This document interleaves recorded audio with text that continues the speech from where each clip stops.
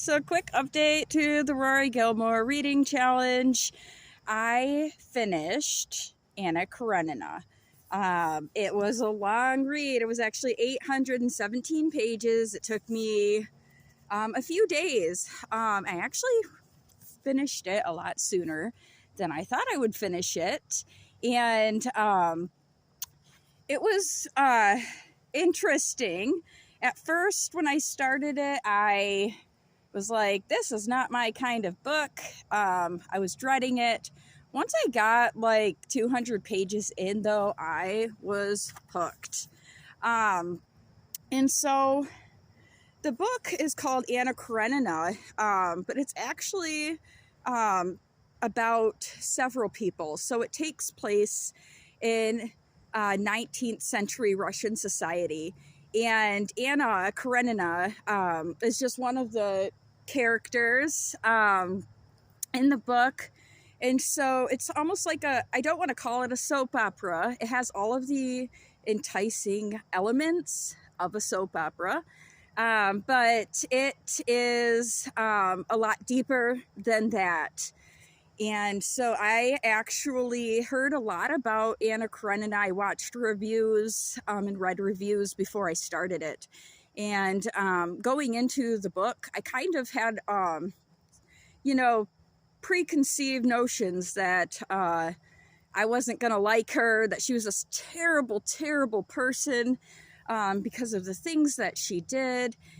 And but I actually felt completely the opposite, and I'll tell you why. So as I was reading about Anna and her struggles, it became very apparent to me that she's actually suffering from borderline personality disorder, and that might be the therapist in me. But as I was reading through the book, I actually was like mentally checking off all of the criteria, and she definitely met that.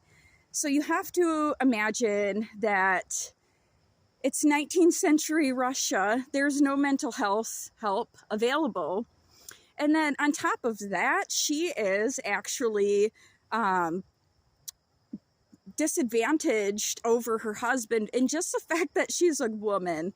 And so she isn't able to get a divorce. She isn't able to get mental health care. And not only that, but she is not even supported. Nobody has compassion towards her. It's quite the opposite. She's ostracized in society.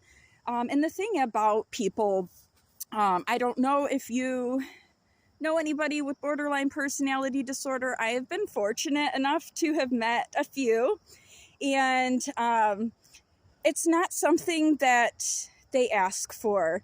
This isn't her fault. I view her as a victim of the time that she grew up in, as well as being a woman in that time. And so if you kind of look at her from a different lens, then she actually isn't as terrible as everybody thinks. I promise, if you look at it from a lens of compassion. And like I said, I do view it, from my own perspective and background as a therapist. And it is very clear that she's got something going on. And so it wasn't actually all about Anna. And I don't want to give away the ending because that will ruin it. But I'll just say that when somebody has unsupported and untreated mental health issues, their outcome isn't very favorable. And so you got to think of it, to me, you have to think of it like if Anna lived today, this wouldn't have happened. She would have just got a divorce. She would have gotten some help, maybe some DBT therapy, and just living her life. And so that part actually, made me sad. Even though she's a fictional character, I get invested in the characters. Another bit about this book, so Rory Gilmore mentions this as being her favorite. And I would definitely say maybe the top 5 might be a stretch, but the top 10 books of all time for me. Definitely still Sherlock Holmes is the best. And for me, that's my favorite. And so I didn't want to put this book down. I would be lying if I said that I slept very well the entire time that I was reading this. There was a couple of nights where I got a couple hours, but you know what? I have no regrets. This was good.